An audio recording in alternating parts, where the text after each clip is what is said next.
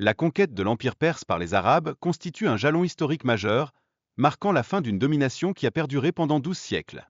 Cet événement a provoqué une transformation significative dans l'équilibre des pouvoirs géopolitiques de la région.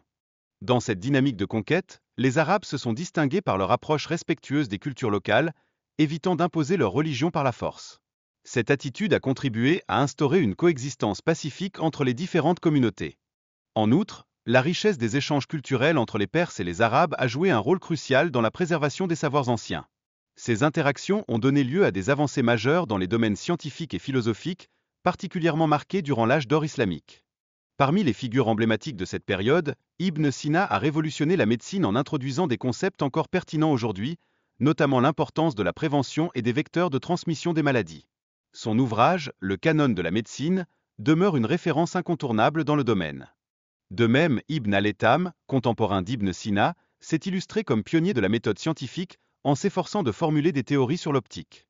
Ses travaux ont établi des fondations solides pour la recherche expérimentale, essentielle dans l'évolution des sciences. Dans le domaine de l'agriculture, les innovations arabes de cette époque ont radicalement modifié les pratiques agricoles, entraînant une amélioration marquée de la productivité. Ces développements ont joué un rôle clé dans l'évolution de l'agriculture moderne. Pour diversifier les récoltes et limiter les infestations de ravageurs, les agriculteurs arabes ont développé la rotation des cultures. Cette stratégie a été déterminante pour optimiser la productivité agricole. En outre, les Arabes ont fait preuve d'innovation en matière de conservation des aliments, en adoptant des méthodes telles que le transport de glace à bord de navires pour assurer la fraîcheur des produits. Cette avancée a véritablement révolutionné le secteur du commerce alimentaire. Ibn al-Haytham, en outre, a anticipé des concepts scientifiques fondamentaux, tels que la gravité et la vitesse de la lumière. Ces contributions ont été essentielles au développement ultérieur de l'optique, influençant ainsi la science moderne. Il est également pertinent de mentionner que les moines de Benoît et Domain ont résisté à l'injonction de détruire des livres, ce qui a permis la préservation de connaissances inestimables. Leur reconnaissance de l'importance de la science et de la philosophie a été déterminante dans cette démarche.